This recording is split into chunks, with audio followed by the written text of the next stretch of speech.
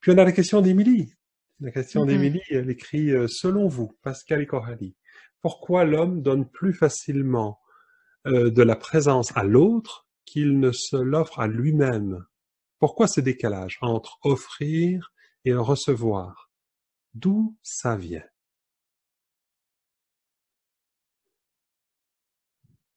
Alors, pourquoi est-ce que c'est plus facile d'offrir sa présence et ses qualités de la présence à d'autres qu'à soi-même? Ça, pour ceux qui offrent leur accompagnement à d'autres, ceux qui sont thérapeutes le savent, offrir sa présence, son écoute à un client avec qui on n'est pas engagé émotionnellement, c'est plus facile que d'offrir sa présence déjà parfois à un membre de sa famille, à son conjoint, sa conjointe, ses parents ou ses enfants. Parce qu'il y a des enjeux personnels qui font qu'on a moins de recul. On peut complètement avoir de l'empathie pour quelqu'un qu'on ne comprend, qu'on ne connaît pas, et dans ce qu'il vit, dans sa souffrance, et on peut se sentir libre et complètement être dans un espace de compassion et d'empathie pour ce qu'il vit. Parfois, quand c'est un proche, c'est plus difficile parce que parfois quelque chose en nous ne supporte pas de voir souffrir l'autre, ou, euh, ou parfois même voir l'autre vivre quelque chose, ça nous renvoie à nos propres difficultés. Enfin bon, voilà, il y a plein de... Puis même quand on est thérapeute, hein, ça peut arriver qu'il y ait des transferts et qu'on s'identifie à ce qui se passe chez l'autre. Mais plus on offre notre présence à quelqu'un qui est proche, et plus c'est compliqué puisqu'il y a d'autres parties de nous que ça met en réaction. Alors, à votre avis, quelle est la personne la plus proche de vous? Celle avec laquelle vous avez le moins de recul? Voilà. La réponse est là. C'est vous-même. À partir du moment où vous ne vous rendez, vous ne pouvez, comment dire, à partir du moment où vous êtes complètement identifié à tout ce qui se passe à l'intérieur de vous, quand vous êtes identifié à vos réactions et que vous ne pouvez pas y être présent, alors vous avez zéro recul. Comment voulez-vous euh, vous offrir de la présence quand vous êtes complètement pris dedans?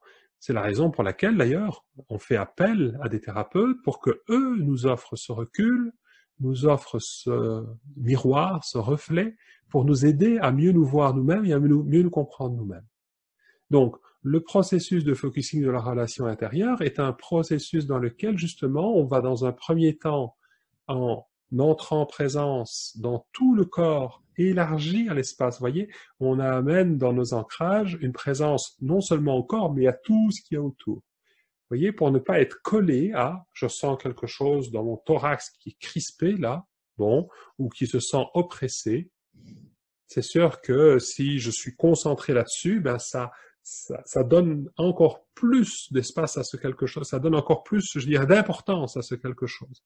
À partir du moment où j'ouvre déjà mon espace et que il y a une conscience plus large que seulement ce qui est là, c'est-à-dire je ressens tout mon corps et je suis aussi conscient de ce qu'il y a autour, alors je vais pouvoir, en reconnaissant, grâce au langage de présence, quelque chose en moi qui est là, avoir suffisamment, un petit peu de recul, un peu d'espace, qui fait qu'il y a maintenant je, la présence, et quelque chose. Et petit à petit, en prenant le temps d'établir le contact, en disant bonjour à ceux-là, et en reconnaissant que je suis là en train de dire bonjour à ceux-là. Et ça peut prendre un certain temps de vraiment réaliser que je suis cette présence pour ce quelque chose en moi. Alors, je vais pouvoir commencer à faire ce que je fais plus facilement avec d'autres, c'est-à-dire offrir à cette partie de moi c'est quelque chose en moi, une présence inconditionnelle, aimante, euh, bienveillante, sans jugement. Mais ça demande d'avoir déjà ce recul, cet espace, pour pouvoir être avec et ne plus être collé voire même ne plus être complètement pris dedans. Sinon, ça prend forcément quelqu'un d'autre. Et en même temps, dans notre parcours d'intégration, on invite les participants à s'offrir mutuellement leur présence. Donc, on parle bien sûr d'un processus d'auto-accompagnement et l'intention, c'est de devenir autonome. Okay? Autonome, déjà, ça ne veut pas dire indépendant, ça veut dire qu'à certains moments, pour certains aspects ou certains ressentis ou certaines expériences intérieures, on peut sentir qu'on a besoin de la présence de quelqu'un d'autre à côté de nous pour soutenir notre propre présence, pour pouvoir être avec quelque chose.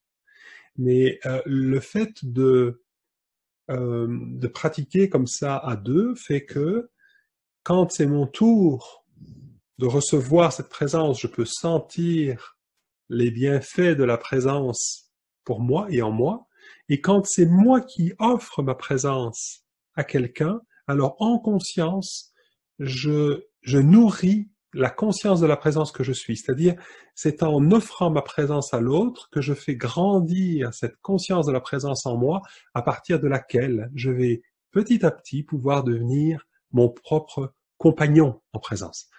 Que je vais pouvoir offrir cette même présence à quelque chose en moi de la même façon que je le peux faire pour l'autre. C'est la même présence en réalité. C'est juste qu'habituellement, j'ai pas de recul pour moi. Et d'ailleurs, beaucoup de thérapeutes hyper expérimentés nous ont confié qu'ils font un travail remarquable pour accompagner les autres, mais ne sont absolument pas capables de le faire pour eux-mêmes. Et c'est normal puisqu'il n'y a pas de recul à cet endroit-là.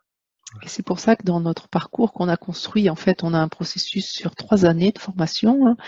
La première année, la deuxième année pour approfondir et la troisième année seulement pour devenir praticien. Et les gens qui nous disent, moi j'ai déjà de l'expérience, je veux devenir praticien, on leur dit, ok, mais tu passes par tout le processus parce que le plus difficile, c'est de s'offrir sa présence. Une fois qu'on sait le faire pour soi, c'est beaucoup plus facile et on est au bon endroit, on n'est plus dans la posture de sauveteur, de vouloir guérir les autres, on est tranquillement en train de rayonner notre présence. Et pour moi, il y a une autre chose aussi par rapport au fait qu'on s'occupe plus des autres. On est dans une culture aussi, très judéo-chrétienne, où on nous dit d'abord occupe-toi des autres, sinon c'est égoïste d'occuper de toi. Et moi, je m'élève en faux complet par rapport à ce contexte dans lequel on a été élevé, parce que pour moi, c'est exactement l'inverse. C'est-à-dire que quand je prends soin de moi, naturellement, je vais m'occuper des autres avec du bon endroit, avec bienveillance, avec douceur, parce que j'ai pu m'offrir ça. Donc ça se fait tout seul et il n'y a plus besoin d'être gentil avec les autres. Non, comme je suis amie avec moi-même, et naturellement, ça se fait. Et du coup, je suis beaucoup plus au service des autres en étant conscience de moi-même.